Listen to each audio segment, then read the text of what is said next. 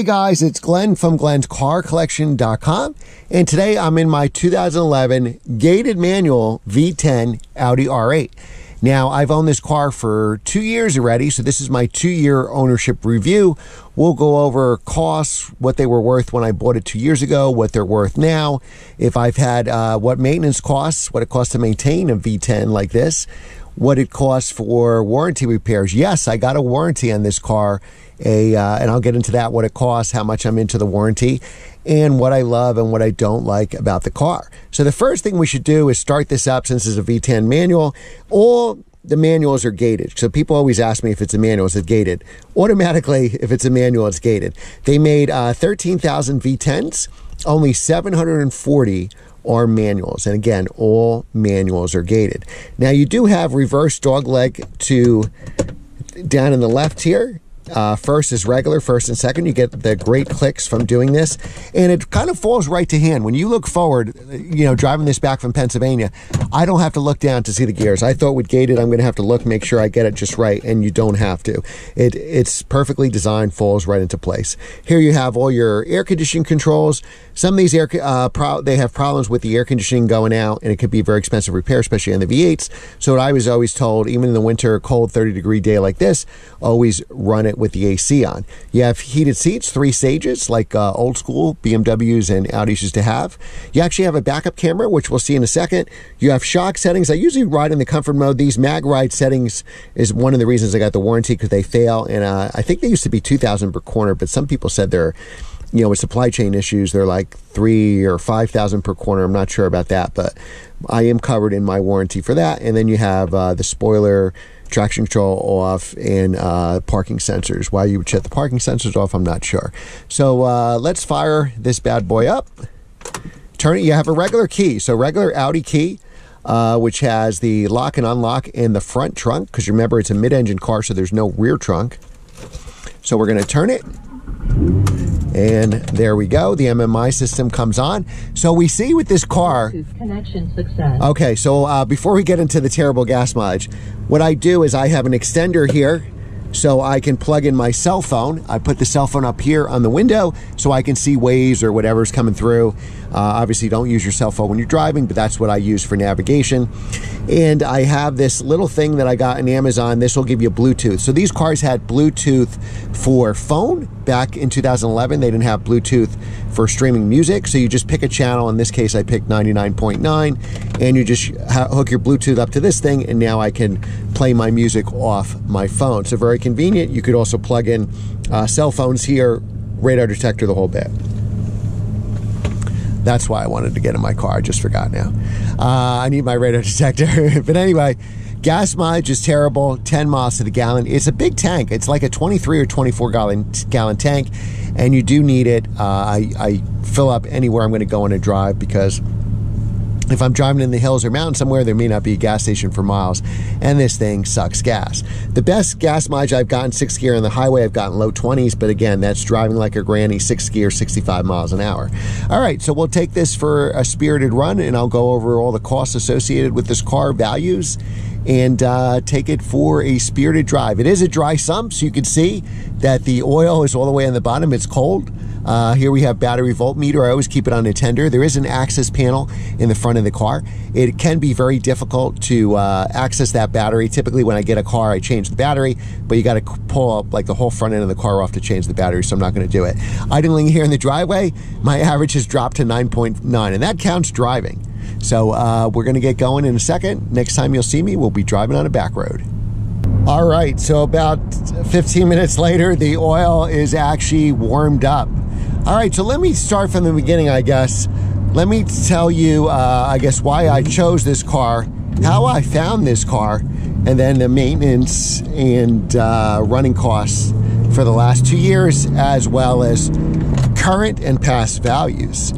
So I wanted a car. I always try to, you know, my job is commission, so I'm a commercial real estate agent, and you know, I have a family of 4, so I need to come up with money every year because kids are expensive. So I would love to buy like a new 992 or a new M3 or M4, but that's probably not in the cards because of depreciation. Now the M340i I leased, they had a good lease at the time during COVID. So when I buy a car, there's got to be something collectible about it. Where did this truck come from? There's got to be something collectible about it because I don't really want to lose money. Now, there's something to say about losing a little bit of money and having a fantastic driving experience. So what can I combine? Whoa, geez. Stay on your side of the road. What? Everybody crosses the double line, like everywhere I go, in every video. Usually I edit that out, but since I'm in my own car, I'll keep that in there. So I always try to buy a car like my 993 Turbo, my NSX, even an inexpensive car like the S2000, E46 M3. Some car that'll hold its value. Now, I'm a BMW guy through and through, though this is my third Audi, an S8, an S4. The S4 is a manual Nogaro Blue, and then this. And you know, an old car, like if I got another S4, it would be cool to have a Nogaro Blue S4 wagon or another E46 M3. They're just very expensive to maintain. So even though those cars probably will rise in value, they could go up, they could double in value in the next 20 years, but you're gonna have to maintain them and you're gonna sink a lot of money into the cars. So when I buy a car, I want it to be like a manual GT3, my 993 Turbo, NSX, a car that'll hold its value for a long time. So that means I have to start with a car that's pretty rare, that they didn't make a lot of, and then it's desirable, right? So it's very easy. Your first day of college, you learn supply and demand. So the demand on these cars goes up every year as people discover them and get older and get money to afford it. And the supply goes down because clean examples, you know, how many are still on the road after 20 years? 65, 70%. And then there's always that are going to have accidents, modified. And, you know, the ones that bring the highest value, just like with the S2000 or any other car, is a clean stock, original paint, no accident, no story example. So I thought the R8 was a great choice. And not technically so much as an investment, but like I saw the prices were going to go crazy like my 993 Turbo and NSX did. And if I don't get one now, I'll never get one. So 5 years ago, probably, you know, you could have got one for 90 grand for a V10 manual. And again, there's only 740 out of 13,000 cars. During the pandemic, they went crazy. They probably went 165 to 200, maybe 210 for a low mileage, like 10,000 mile car or something like that. They made the manuals in the first gen from late 2009 V10 manuals to 2015. 14s and 15s are essentially facelifted cars, so they're first gen and a half, 1.5 gen, and there's only like 100 manual 14s and 50 manual 15s. So if you have one of those, you probably do own a $200,000 car. When I bought this exactly 2 years ago, I think it was Halloween of 2021, they went from anywhere from 140 to about, well, let's not say that. They went maybe 120 to 160, somewhere in that range. Right after I bought this, so like early 2022, they probably peaked, and they went from about maybe 160 to in the 220s, 230s. Now I think you can get a high mod. They've dipped back down a little bit, so I think actually now is a good time to buy. You're not going to get it for 90 grand, but high mileage cars are about 120, maybe 115, 120. V10 manuals, clean ones, you know, clean Carfax, should be original paint. And, you know, pristine ones, like 10,000 mile cars, all original, I bet you are, or maybe like 180, 190, pushing 200. Now I can easily see these cars being 200, 250 cars. You know, back in 2017 when I started my YouTube channel, I had my 993 Turbo that I bought for 70 grand, and I said they're going to be $150,000 cars, and not one person believed me. Everybody said no, the 997 is faster, and PDK, nobody's going to want to shift your own gears, all that other stuff. Well, now they're like 250,000. So they've even gone beyond my expectations, and they're air cooled, so there's an allure of that. A Porsche is always going to be worth more than an Audi, but this first gen that I'm driving here, this 2011, is based on a Gallardo LP. Now, the original Gallardos were a piece of junk, even the manual ones. Whoop, the brakes work, and these are steel brakes. And the Gallardo LPs are still like the automatics, which have that terrible automated manual transmission are in the 160 range right now as I'm filming this. And if you want a manual LP Gallardo, you're probably looking at 250, 300. So these cars will never be worth what the Gallardo is, but I could see the LP manual Gallardos fetching crazy prices because it's even more rare than one of these in manual. And they'll certainly push up the price of the R8. And honestly, as much as I would love to own a Lamborghini, this just fits me better. The Audi has 5-inch longer wheelbase, the R8, and it all goes to interior space. So where the Gallardo, you've seen my Gallardo videos, the windshield is raked like right up here, where I have all this room. I could be 7 feet tall probably and be comfortable in this car. So I think it appeals to a lot of people. To me, it's an as a multiple NSX owner, to me it's an NSX with power. So my NSX has 290 horsepower. It's a 2005 if you follow the channel. This has like double that horsepower. So this is way faster, but it reminds me of the NSX because the NSX is even more reliable. Who are we kidding? But this car has the performance, though the NSX had a ton of performance when it came out in the early 90s. It was faster and handled better than the Ferrari 348, which is what its rival was. And then this is like landscaper season in these ridge towns of Bergen County, so you can't escape it with all these leaves being blown. But it reminds me a lot of the NSX because it's pretty reliable, not as reliable as my NSXs have been, but its performance is quiet. Your significant other will ride in here. One mod that I want to do, the same as I did with my NSX, is just put an aftermarket exhaust. It's very quiet from the factory. This has a lot more sound deadening than the Gallardo does.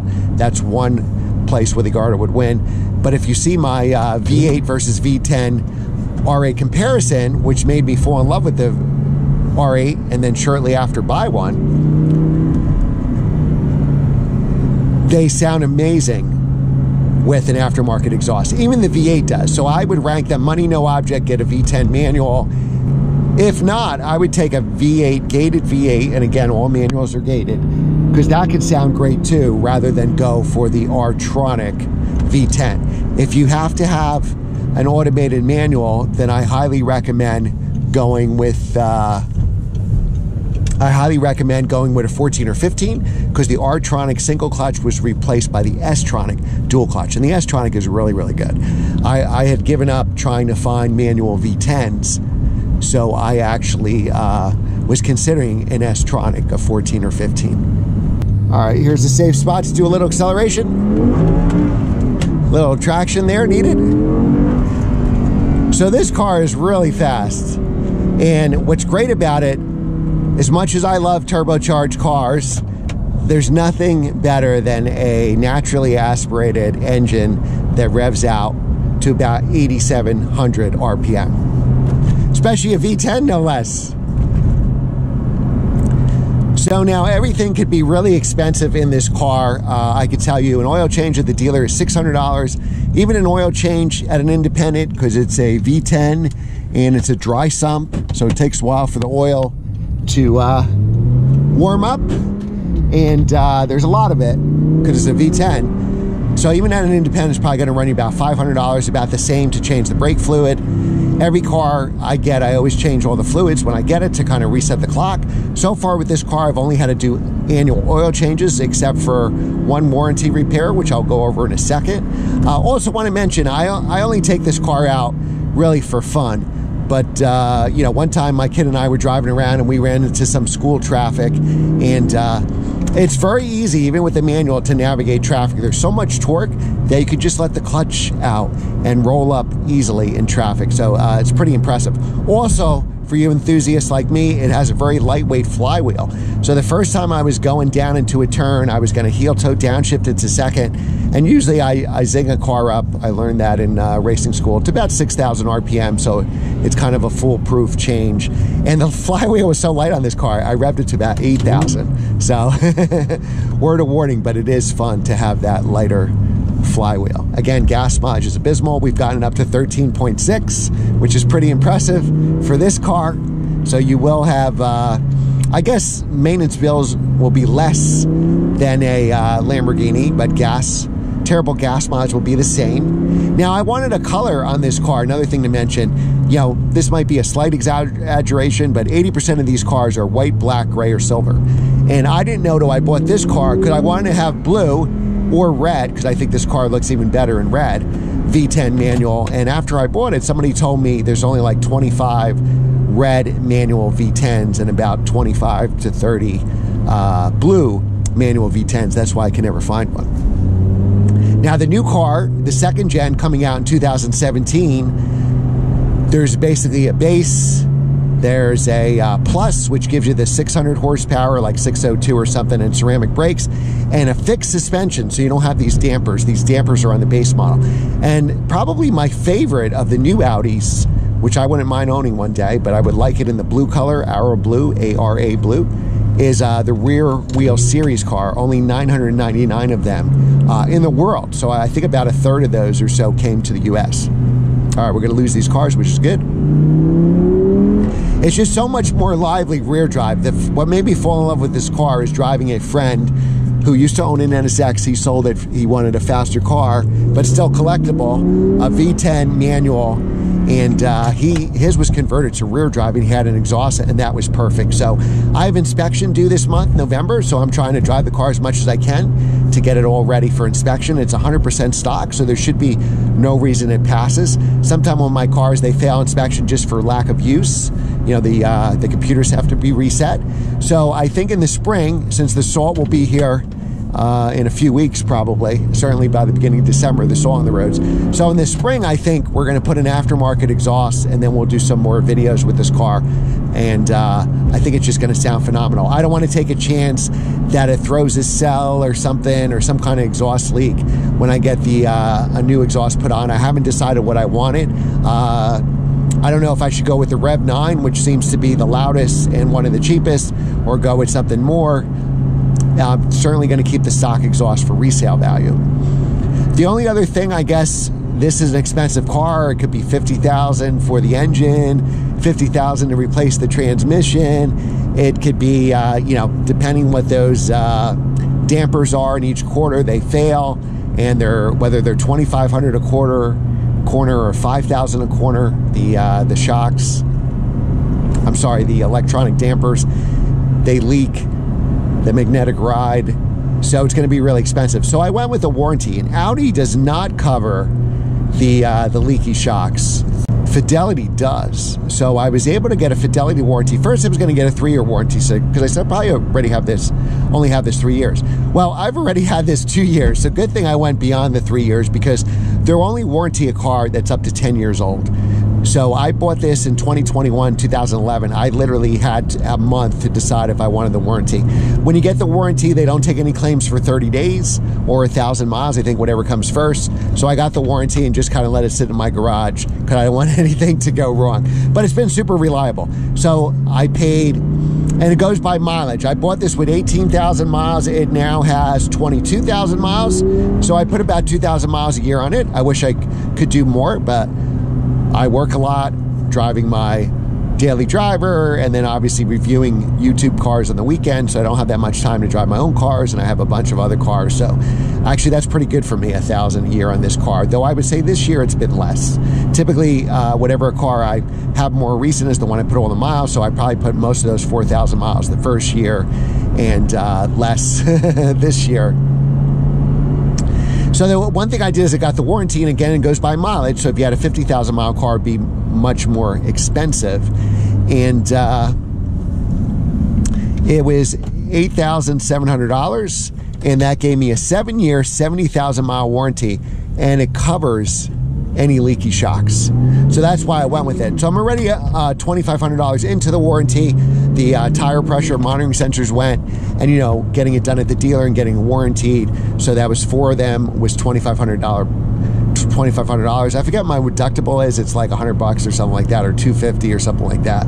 So I paid that, And that's something you can play with the warranty too, whether you want $100 or $250. I'm pretty sure I went with the $250 deductible because the warranty was a lot cheaper than the $100, because I guess they don't want you to do it for nuisance stuff under $250. But I absolutely love this car. Sometime when it's sitting in my garage or in storage, I forget all about it. And then when I drive it on a nice day where I can put the windows down, with the windows down, you can really hear the exhaust. With the windows up like this, you can't really hear anything.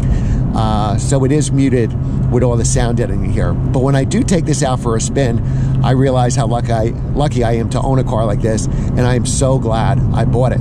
Let me know what your thoughts are on the R8. Which would you get? Would you get a gated V10, a gated V8, or say an S-tronic or R-tronic commercial transmission, factoring in price, of course, because the cheapest version of this car would be a V8 with the R-tronic transmission.